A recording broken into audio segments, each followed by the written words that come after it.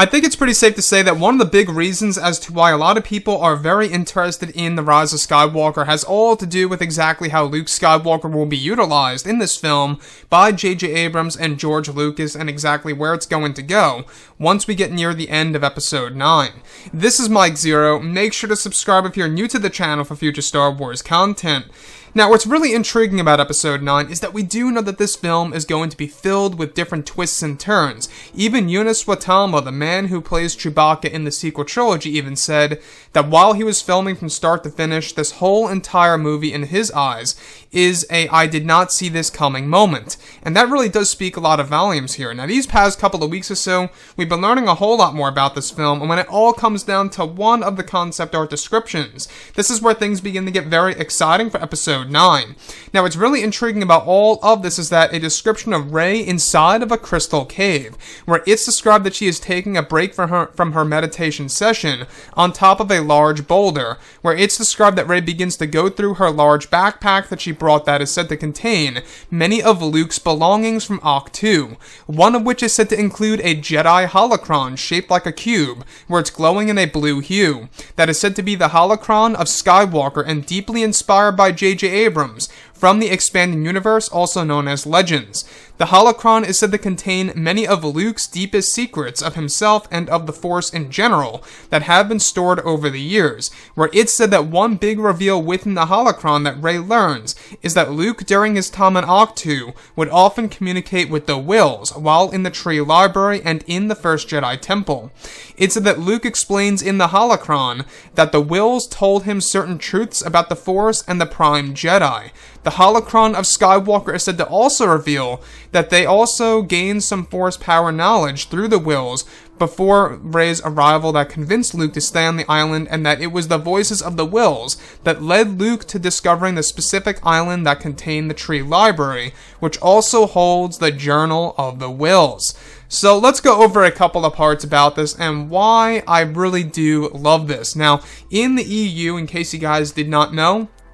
it was very briefly mentioned at one point in time, I believe it was in the early 2000s, maybe the late 1990s, where it was unveiled that at one point in time, Skywalker had constructed his very own holocron, and that's going to be introduced in The Rise of Skywalker, where Rey comes across one of the artifacts of Luke that she took from Ahch-To and begins to study them one by one, and one of which is the Jedi holocron of Luke Skywalker while she examines it in the Crystal Cave. Now, the big secret about all of this is that not just that Luke had a holocron stored away, but within the holocron it contains many secrets of Luke Skywalker and specific thoughts, one of which has all to do with how Luke often communicated with the Wills themselves during his time on Ahch-To, and that it was the Wills themselves who led Luke to the exact island on Ahch-To and exactly where to go to discover the Tree Library that contained the Journal of the Wills, which offered Luke specific secret Force knowledge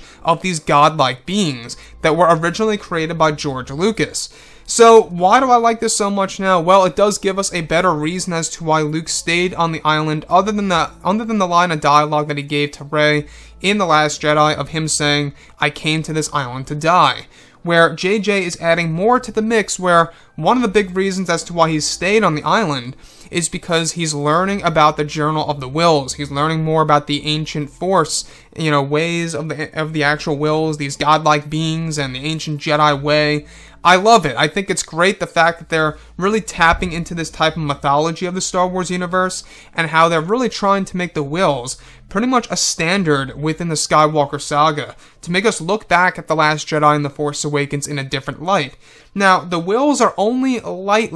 very lightly mentioned in Rogue One, A Star Wars Story.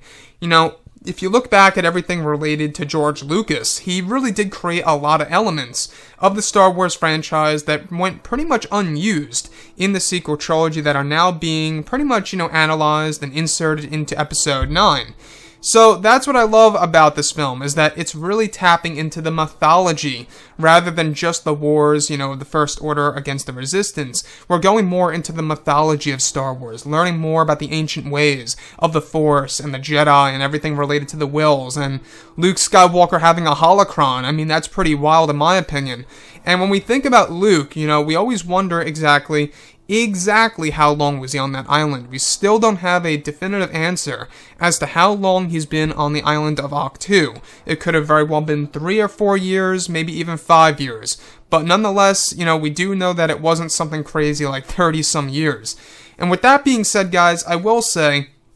this film does have a lot of potential to mark itself down as the best of the sequel trilogy, as long as the mythology and the Jedi and the Force lore is utilized in a very satisfying way for many fans around the world. Anyways, guys, drop a comment below, let me know what you think about all of this in the comments, and if you guys did enjoy the content for today, do make sure to drop a thumbs up on this video to support the channel. I thank you all so very much for the kind support, and I'll catch you guys next time.